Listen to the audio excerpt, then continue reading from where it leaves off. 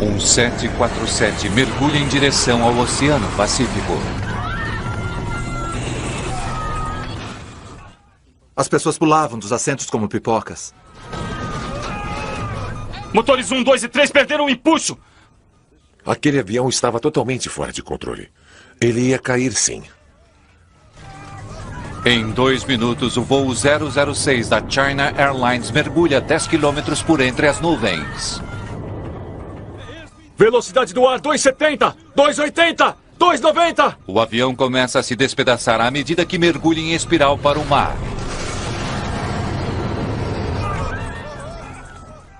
Eu fechei os olhos. Achei que fosse o fim. Altitude 4.500 metros. 3.600. 3.000. Emergência! Emergência!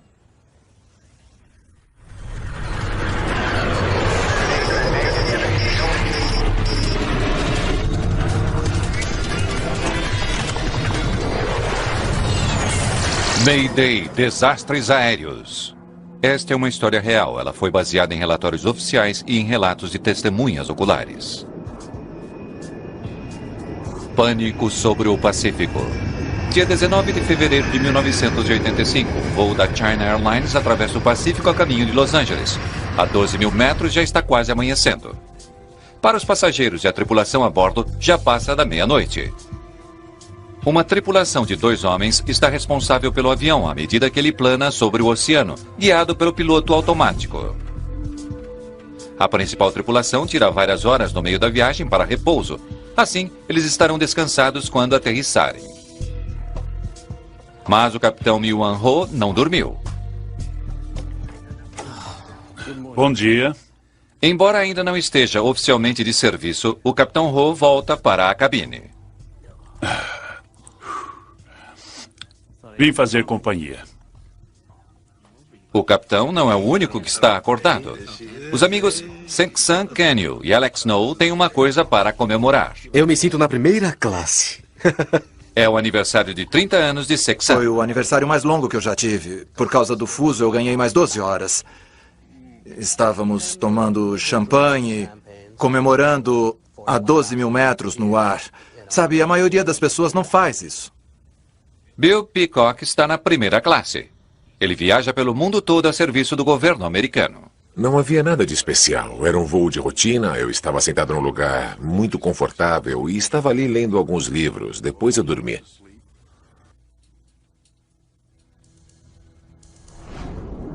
Nesse momento, o avião está se aproximando do litoral da Califórnia.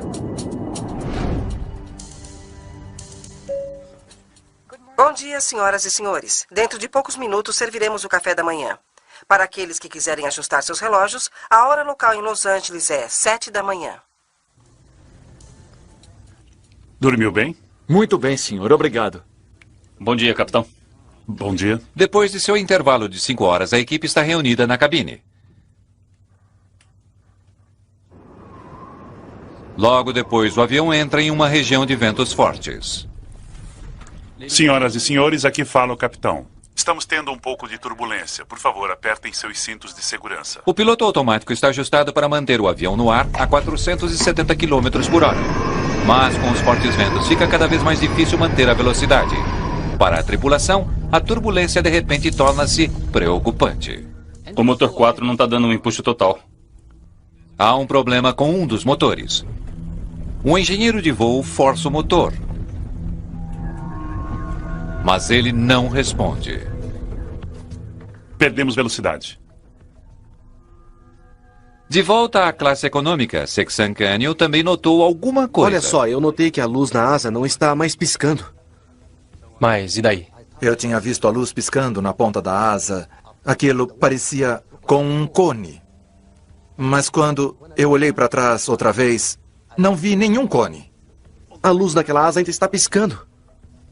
Acho que você bebeu demais. Senta aí um pouquinho. Na cabine, a estranha situação de repente fica muito pior. O motor 4 está em chamas. Os 4 motores param completamente de funcionar. Olhe os procedimentos do motor. Estabeleça uma altitude de cruzeiro para os 3 motores. O problema com o quarto motor não é uma surpresa tão grande. Na verificação pré-voo, o Capitão Ho é informado que uma equipe de reparos havia trabalhado naquele motor antes do voo. Talvez o motor já não estivesse funcionando de maneira adequada. Fizeram alguns reparos no motor 4 antes de partirmos? Sim, senhor. Talvez seja isso. Sem o quarto motor, o avião continua a diminuir a velocidade. Velocidade no ar, 240.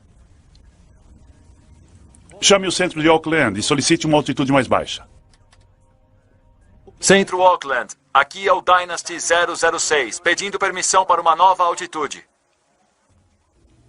Dynasty 006, aguarde.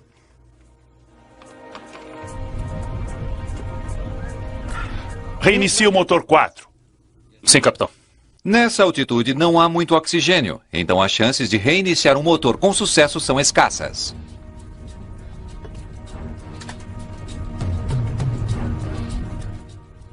Sem resposta, capitão. À medida que a tripulação tenta reiniciar o motor 4, seu avião começa a virar vagarosamente para a direita. Dynasty 006, permissão para voo 240 concedida. Estamos indo para a direita. A velocidade do ar é 230. À medida que o avião continua a virar e descer vagarosamente, ele começa a entrar em perigo de parar. Altitude, aguarde. Nariz mergulhando. Na esperança de aumentar a velocidade da aeronave, o Capitão Ho tenta fazer o avião descer. Nada que a equipe faz parece ajudar. Seu jato está virando cada vez mais. Dynasty voo 006, centro de Auckland. Estão me ouvindo? A velocidade do ar é 220. Estamos indo para a direita, capitão. Estou desativando o piloto automático.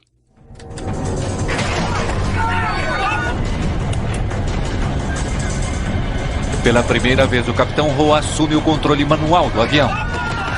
Cintos de segurança! Ele luta com os controles, mas o avião entrou em um espesso nevoeiro e ele não consegue ver o horizonte para tentar manter o jato nivelado. Perdi a ADI. A ADI não está funcionando. Saiu dos limites. Minutos após o quarto motor ter parado de funcionar, o avião da China Airlines de repente para e começa a cair.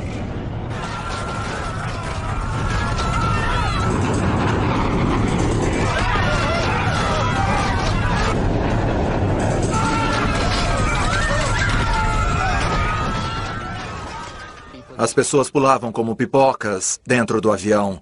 As bandejas voavam, os copos, a comida, as bagagens começaram a cair dos compartimentos e a atingir as pessoas. Dava para ver os rebites saltando para fora. Parecia o som de balas atingindo a parte externa da aeronave.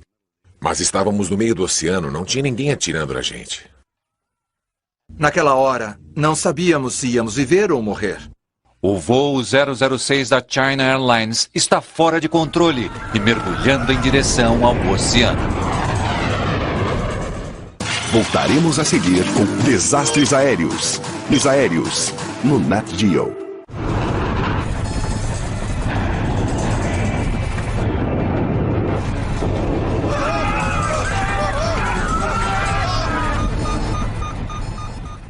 Dynasty 006, aqui fala o centro de Auckland. Estão me ouvindo? A tripulação está assustada por causa do comportamento bizarro de seu avião. Motores 1, 2 e 3 perderam o empuxo.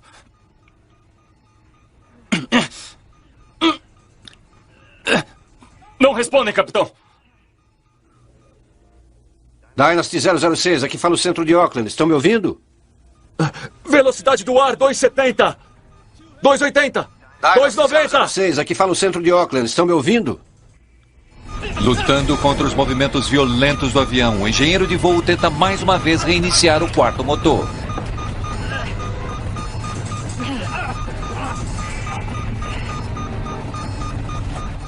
Ignição negativa. As forças G são tão poderosas que o engenheiro de voo fica preso ao painel de controle. Dynasty 006, aqui fala o centro de Auckland. Estão me ouvindo? Vejam isso. Em Auckland, o controlador de tráfego aéreo vê a descida repentina do avião. Em uma questão de segundos, o avião cai quase 3.000 metros. Altitude 370. 360. 350. Na cabine, as forças G estão agindo violentamente.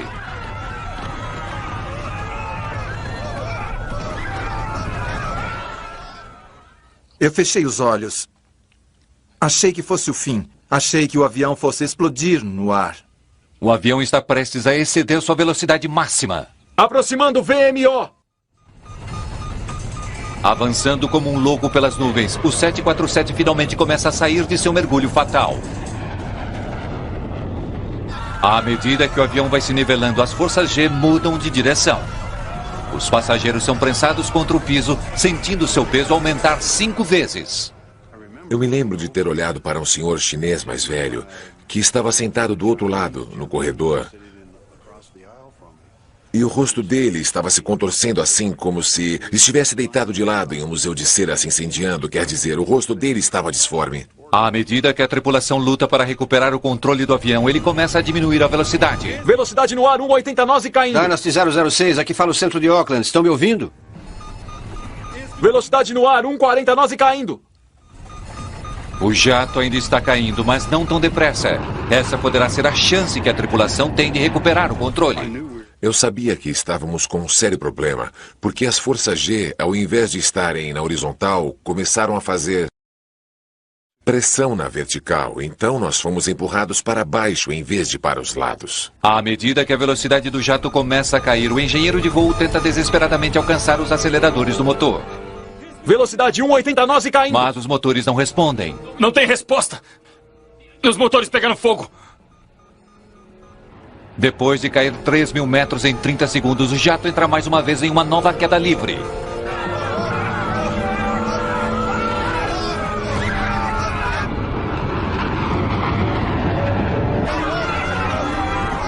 A mudança é drástica. Mais uma vez, os passageiros se sentem empurrados para o nariz do avião. O avião estava totalmente fora de controle. Ele ia cair, sim. Tinha muitas coisas escorregando e voando lá dentro. A gente era jogado de um lado para outro, então era como estar num barco cujo leme estava quebrado e que, portanto, ficava à mercê das ondas. Um horror.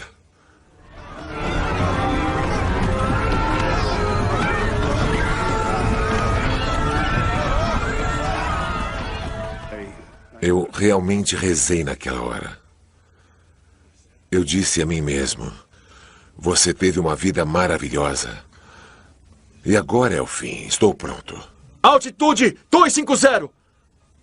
Velocidade no ar de 290. À medida que o avião gira e mergulha em direção ao oceano, a velocidade do ar aumenta rapidamente.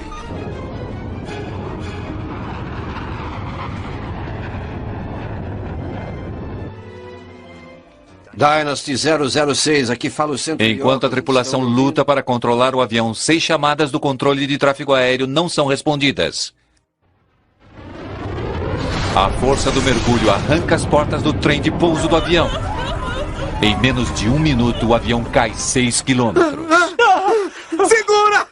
Segura as minhas mãos! Eu disse a ele, eu te amo, cara, eu te amo. E dissemos adeus às nossas esposas. E ele disse algo sobre um pertence, que queria que todos os seus pertences ficassem com a esposa. E foi aí que começamos a empurrar nossos assentos para perto um do outro. Altitude 4.500 metros. Sem linha do horizonte visível, o Capitão Ho não sabe qual é o caminho para cima. Passamos a VMO. Sem referência, ele não consegue evitar que o avião gire. Emergência! Emergência! Depois de mergulhar às cegas por milhares de metros, o avião finalmente sai da nuvem. Quando o avião começou a cair, parecia que a gente tinha lente de aumento e que estávamos olhando através dela. E de repente aquele oceano estava se aproximando mais e cada vez mais depressa. Foi incrível, achamos que íamos morrer.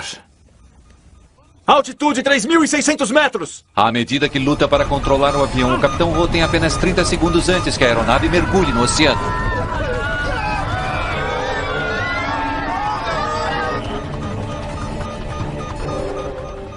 Estou vendo a linha do horizonte. Altitude 1.000 metros. Pela primeira vez desde o começo da trágica descida da aeronave, o capitão consegue ver a linha do horizonte como uma referência para poder nivelar o avião. À medida que ele tenta tirar o avião de seu mergulho, os passageiros pagam o preço. Eles são forçados contra os assentos, castigados por outra dramática mudança na direção. A força G era tão grande. Eu peso 90 quilos, então meu peso se transformou em 180 quilos. É uma corrida contra o tempo, mas o avião começa a vencer. A ADI está voltando. À medida que o avião finalmente consegue se nivelar, os indicadores de altitude voltam ao normal. A ADI está voltando. E o mais importante, tão misteriosamente quanto o início do incidente, os 3 motores do avião recuperam a força. Motores 1, 2 e 3 estão voltando. O motor 4 continua parado. Reiniciar o motor 4. Sim, capitão.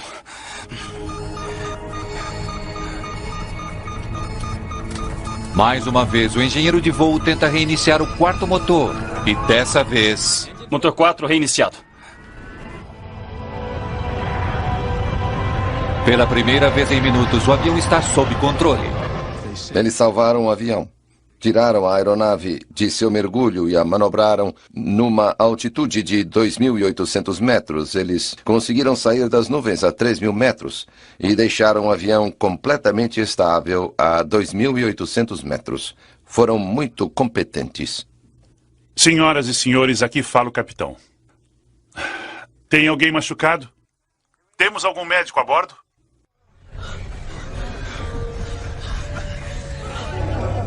Um senhor sentado atrás de mim estava banhado em sangue porque havia sido atingido.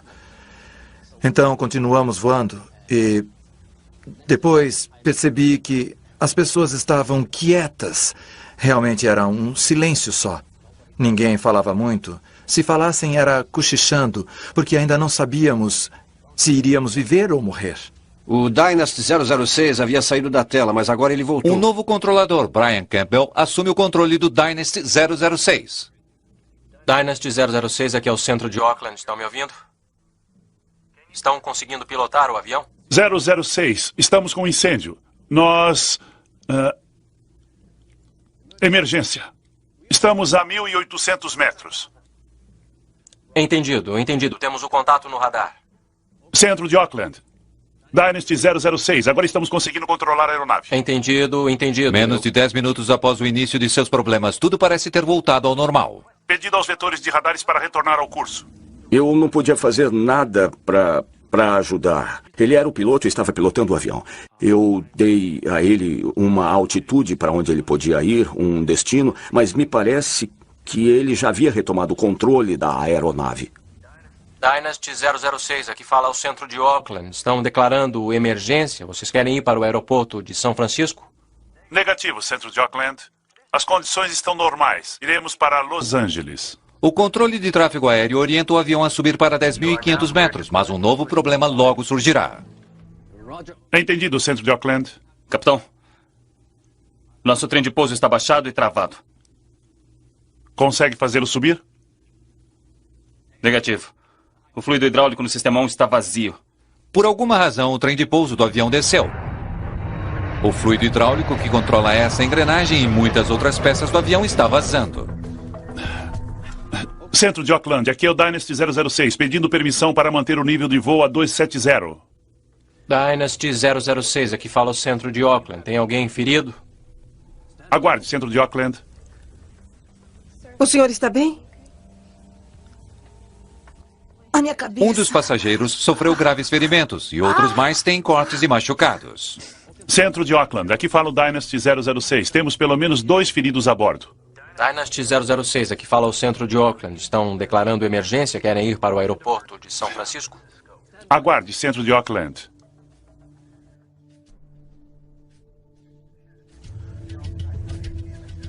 Centro de Auckland, aqui fala o Dynasty 006. Estamos declarando emergência. Pedimos permissão para redirecionar a rota para São Francisco. Eles tiraram todos os outros aviões do caminho e deram a pista toda para o Dynasty. Então não tinha nenhum avião no caminho e ele também não tinha que esperar por nenhum outro avião. Ele veio direto para a pista. Dynasty 006, aqui fala o centro de Auckland. Tudo pronto para a aterrissagem. Agora vocês estão livres para descer com segurança. O Capitão Ho não só tem feridos a bordo, o próprio avião foi gravemente danificado. Os elevadores traseiros que ajudam a controlar a altitude do avião não parecem estar funcionando. Sem eles, aterrissar aquele jato será extremamente difícil. O problema é que é um avião muito grande que responde aos comandos muito devagar. Pode não ser aconselhável fazer nada antes de estar em posição segura. Pode cair no oceano. O que a pessoa precisa é de uma cabeça muito fria. O Capitão Ho precisa aterrissar usando variadas quantidades de empuxo do motor. Depois de tirar o avião de seu terrível mergulho, se ele cometer um só erro, o voo 006 poderá acabar numa tragédia. À medida que nos aproximávamos da pista, sobrevoávamos Atherton, onde eu nasci e onde eu tinha morado um tempo com meus filhos. Eu olhei para baixo e disse, poxa, se a gente não conseguir, ou se esse avião explodir na aterrissagem, por causa de tudo isso por que ele passou, eu posso afirmar uma coisa com certeza. Pelo menos eu vi isso.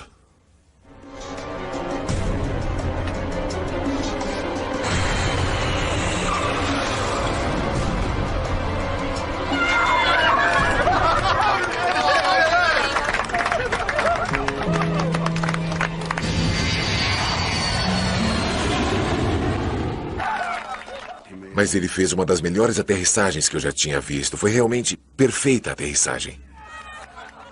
Senhoras e senhores, aqui fala o capitão. Desejando a vocês uma viagem segura, espero que tenham gostado do seu voo. Obrigado por voarem China Airlines. Achei que ele foi um herói. Ele salvou nossas vidas. Quer dizer, a gente sentiu muito. A gente nem sabia direito o que pensar. Mas achamos que ele foi um herói e ficou tudo bem. Voltaremos a seguir com Desastres Aéreos. Desastres Aéreos, no Nat Geo. A extensão dos danos causados ao avião pode ser vista do solo. Eu vi aquele maquinário enorme, extremamente complicado, no chão. Muito maior do que muitos prédios. E estava ali no chão, completamente destruído. Uma grande parte da cauda do avião estava rasgada, como se um tornado tivesse passado por ela ou como se um trator a tivesse feito em pedaços. Foi uma experiência realmente terrível. Agora está claro por que a tripulação passou por aquela situação terrível na hora de aterrissar o avião. Pedaços enormes da cauda estão faltando. Devem ter sido arrancados por causa do estresse do mergulho ou esmagados quando a porta do trem de pouso se soltou.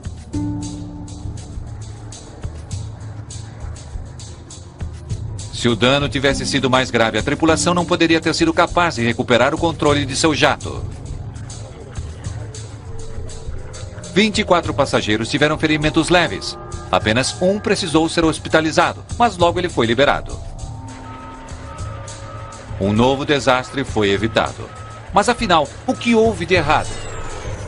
A NTSB chega no mesmo dia e começa a sua investigação. O gravador de vozes da cabine é mandado para Washington, mas ele foi projetado para regravar a cada 30 minutos. Nada do que aconteceu na cabine durante o terrível mergulho do céu permaneceu registrado. Sem o gravador de vozes da cabine, tivemos que refazer o cenário e ouvir como eles interpretaram os eventos que estavam ocorrendo na cabine da melhor maneira que pudemos, com os dados que estavam disponíveis. A atividade dos instrumentos do avião durante o voo foi registrada pelo gravador de dados do voo. Porém, mais uma vez, a equipe enfrenta um problema. O gravador de dados do voo vivenciou um estresse sem precedentes durante o mergulho da aeronave. Houve interrupções elétricas também que resultaram em falhas nas gravações. A informação FDR terá que ser recuperada usando técnicas de reconstrução bastante trabalhosas. É um início de investigação frustrante. Os investigadores começam com o que eles têm. Os passageiros e a tripulação dizem que pouco antes da falha do quarto motor do avião, ele começou a vivenciar uma turbulência inesperada. Teria essa turbulência feito o motor falhar? O mapeamento do clima feito por satélite revela que, sem dúvida, houve uma turbulência sobre o Pacífico, mas que não foi tão grave a ponto de fazer o motor parar. Os 4 motores do jato são testados e estudados. Mesmo depois de seu terrível mergulho, foi verificado que eles estavam em perfeita ordem.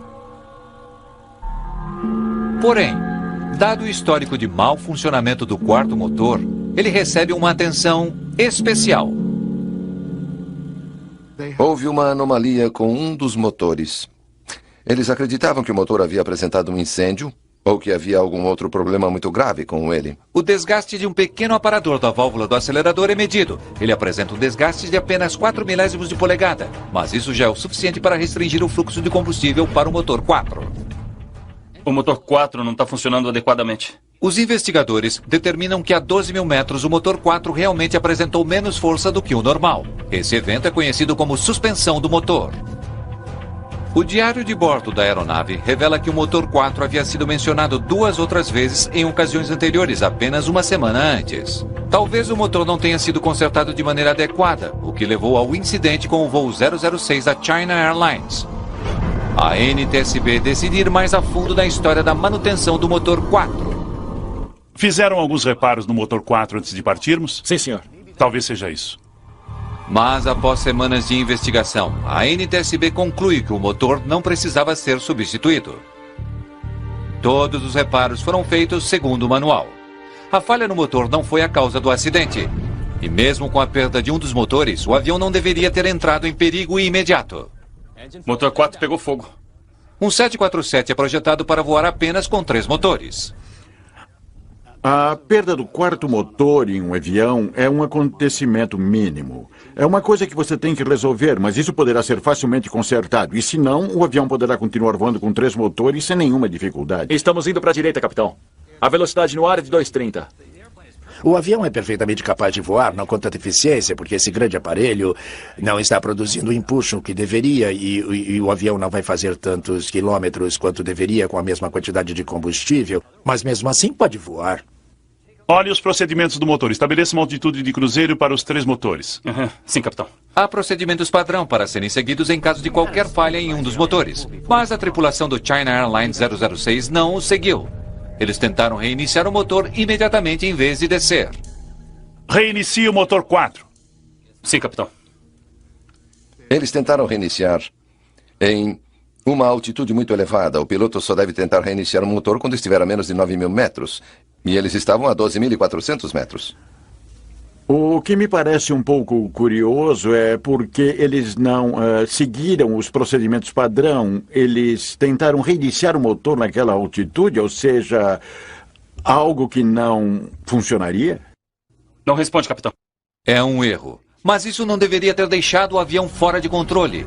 Como um problema gerenciável pode ter se transformado quase numa tragédia? Perdi a ADI. A ADI não está funcionando. Está fora dos limites. Para obter mais informações sobre o que estava acontecendo na cabine, os investigadores entrevistam a tripulação. Eu ouvi o capitão dizer que não tínhamos mais a ADI. E aí eu disse que a ADI de reserva também estava saindo dos limites. A tripulação diz aos investigadores que sua ADI, o instrumento que mede a que nível o avião está, não estava funcionando. Eles podem ter dito, isso não pode estar certo, e ter olhado nos indicadores e dizer a mesma coisa e sabido que aqueles instrumentos estavam falhando? O indicador de altitude tinha indicado uma posição tão implausível que só podia se tratar de uma falha nos instrumentos. O avião não podia estar fazendo aquilo. Mas, na verdade, quando a ADI foi investigada pela NTSB, foi constatado que estava funcionando perfeitamente bem. Quando nós começamos a forçar o motor 4, ele começou a pegar fogo. Começamos a descer mais depressa. E aí os outros 3 motores também falharam. Motores 1, 2, 3 perderam o empuxo! Os investigadores da NTSB ficaram ainda mais confusos quando a tripulação lhes disse que todos os motores pararam. Não responde, capitão! Com exceção do motor 4, o gravador de dados do voo indica que os outros 3 motores estiveram funcionando normalmente durante todo o voo. Ignição negativa! Se todos os motores tivessem parado, teria havido uma série de outros problemas, tais como despressurização da cabine, mas isso não ocorreu. Motores 1, 2 e 3 voltando. Finalmente, quando baixamos a altitude, os motores 1, 2 e 3 funcionaram. E aí podemos tentar reiniciar o motor 4. Motor 4 reiniciado. No final do mergulho, a tripulação tinha um avião totalmente sob controle. Foi uma recuperação notável. Mas para os investigadores, trata-se de um quebra-cabeça. A história que a tripulação está contando não se encaixa com as evidências que eles encontraram. Depois de meses de investigação, a NTSB lentamente faz uma reconstituição da quase catástrofe do voo da China Airlines sobre o Pacífico. Isso incluiu informações do gravador de voo reconstruído, das entrevistas pessoais e da transcrição do controle de tráfego aéreo. Quando o trabalho termina, só existe uma conclusão. Fora o problema com uma pequena válvula, não havia nada de errado com aquele 747 antes de ele mergulhar do céu. Na verdade, foi a tripulação quem tomou uma série de decisões fatais que quase fizeram o avião cair.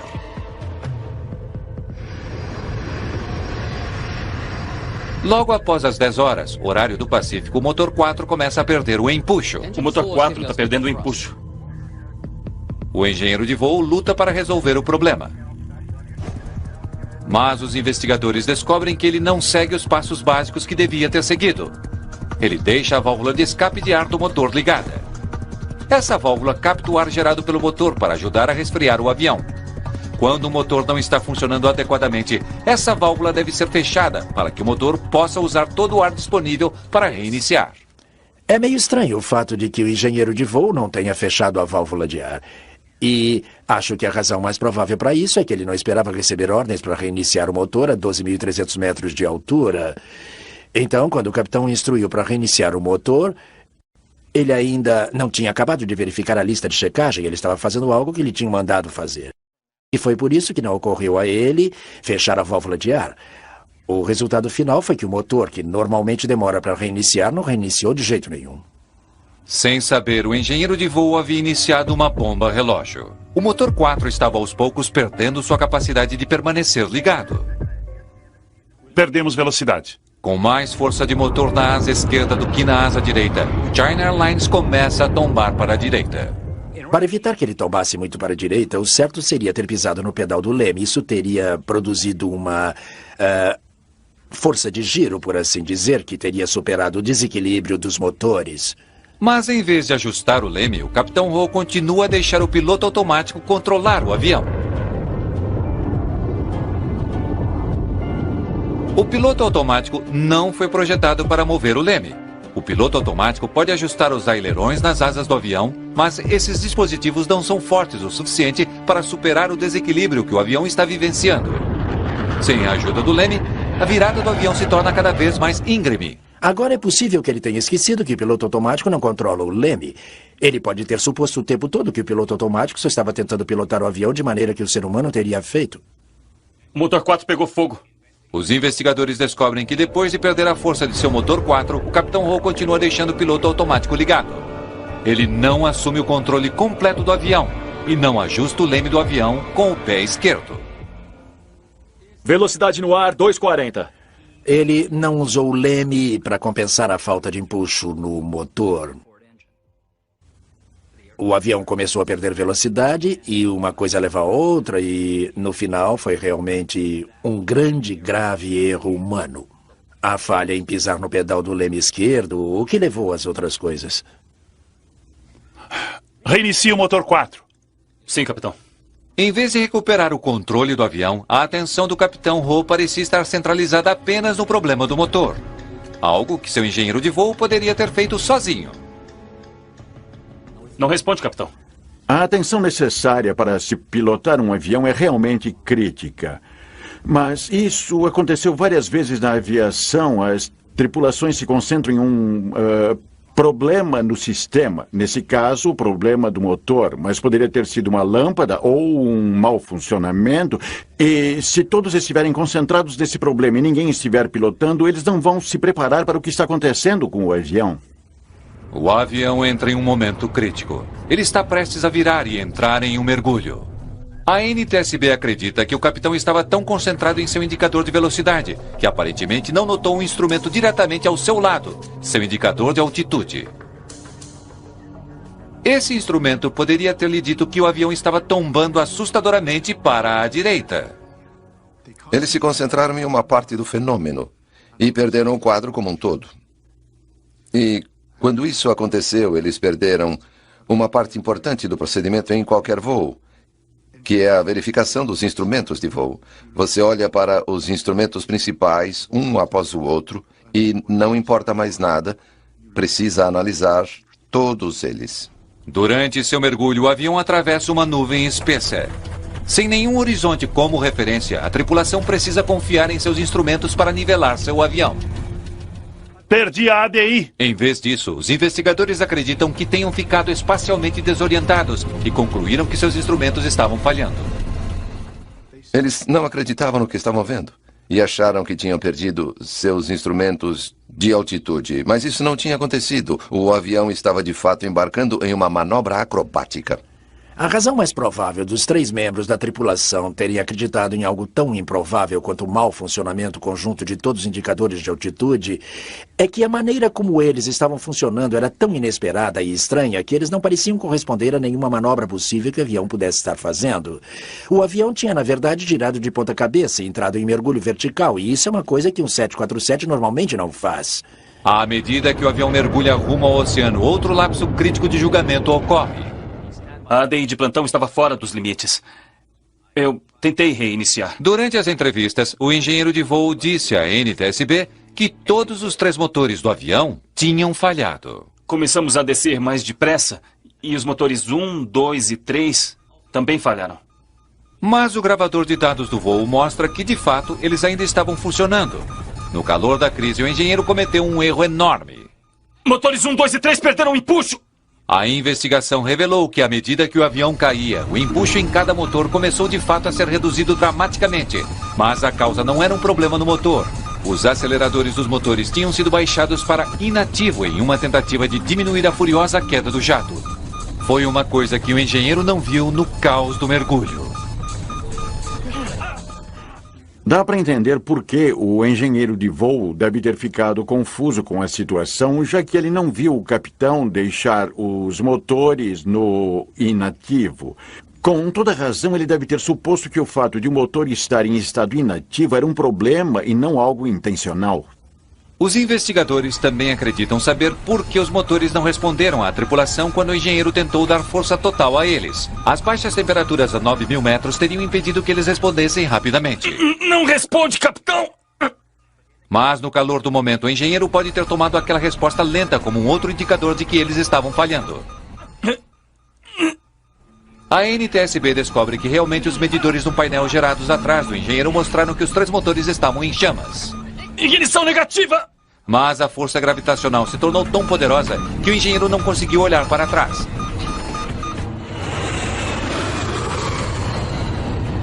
Depois de meses de um trabalho árduo, os investigadores da NTSB acreditam que entenderam o que aconteceu dentro da cabine do China Airlines 006. Mas o que eles não entendem é o motivo. Os registros médicos da tripulação são examinados. Será que havia algo de errado com o capitão que possa explicar aquele comportamento bizarro? Não aparece nada. Eles não eram os 3 patetas que ganham 747 ou coisa parecida. Eles eram uma tripulação treinada, altamente experiente, com milhares de horas de voo. Como uma tripulação experiente pode ter cometido erros tão fundamentais? Os investigadores descobrem as respostas nas horas anteriores ao incidente. O que eles descobrem é um perigo que afeta pilotos no mundo todo. Voltaremos a seguir com Desarnat Geo. A equipe da NTSB decide examinar todos os fatores que afetam o comportamento humano, incluindo um novo campo de pesquisas. Pela primeira vez, pelo que eu saiba, no relatório, os ritmos cardíacos, os biorritmos, o funcionamento diurno e noturno do corpo foram levados em consideração como uma possível explicação de como um extremamente experiente capitão de Boeing 747 não notou coisas que outros pilotos poderiam ter achado óbvias, como, por exemplo, o fato de que seu avião estava girando de ponta cabeça enquanto ele tentava lidar com um problema no motor. Embora o capitão Ho tenha tido as 15 horas de sono exigidas antes de voar aquele dia, os investigadores da NTSB dão uma olhada mais de perto no horário do capitão antes da noite do voo. Eu não acho que estivesse cansado, mas não posso dizer que dormir bem durante o voo. O acidente ocorreu às 2 horas da manhã do horário local, muito significativo. A maioria das pessoas está com sono a essa hora, então o incidente ocorreu em um ponto em que a pessoa está em seu ritmo circadiano, no relógio de seu corpo. Ele deveria estar profundamente adormecido, e eu me lembro que ele tinha ido descansar antes, tem uma área de descanso para a tripulação, e ele disse que repousou durante 5 horas e dormiu 2. E outra coisa que me lembra em sua entrevista é que ele disse: você realmente nunca dorme bem num avião? Um capitão nunca dorme bem durante um voo. Eu trabalhei muitos anos para essa companhia, mas eu nunca tive um problema como esse antes.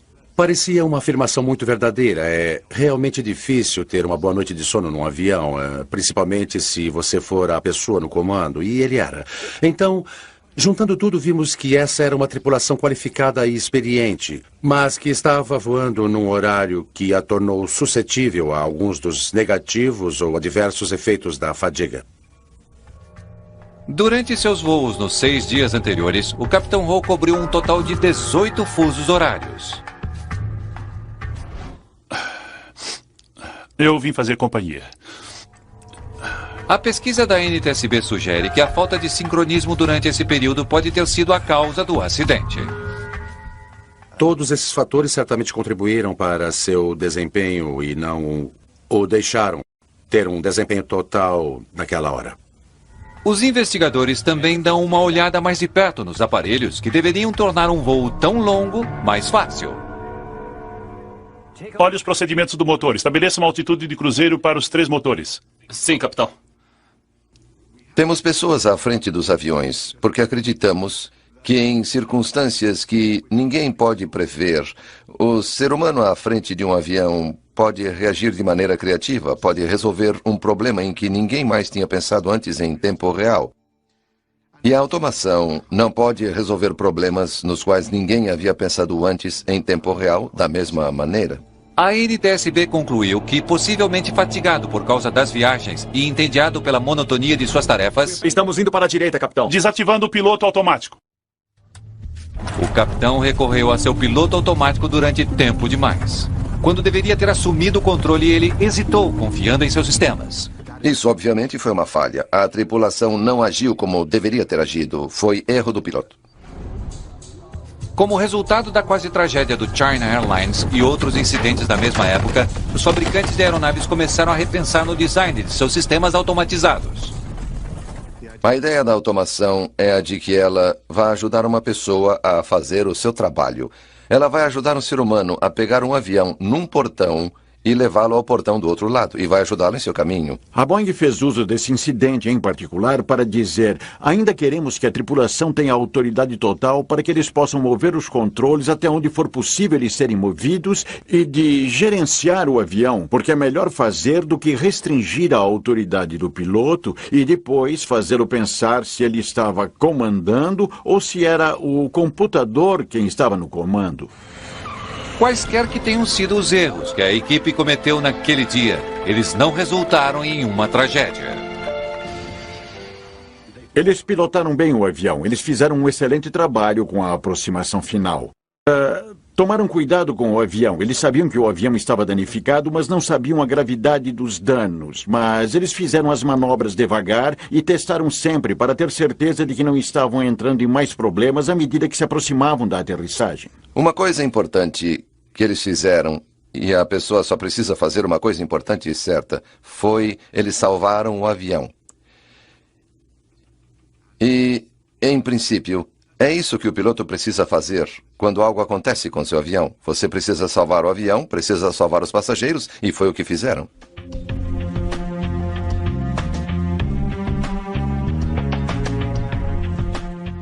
Como eu posso esquecer uma coisa assim, que eu sobrevivi? É difícil esquecer que eu tive muita sorte e que aquela ainda não era a minha hora. O piloto salvou nossa vida. Ele nos colocou naquilo, mas nos tirou também. E talvez tenha havido um outro herói naquele dia. O próprio avião. Ele foi forçado a fazer manobras e foi posto sob um estresse que ultrapassou seus limites. Mas ainda assim, a aeronave sobreviveu e aterrissou em segurança. Versão brasileira, Centauro.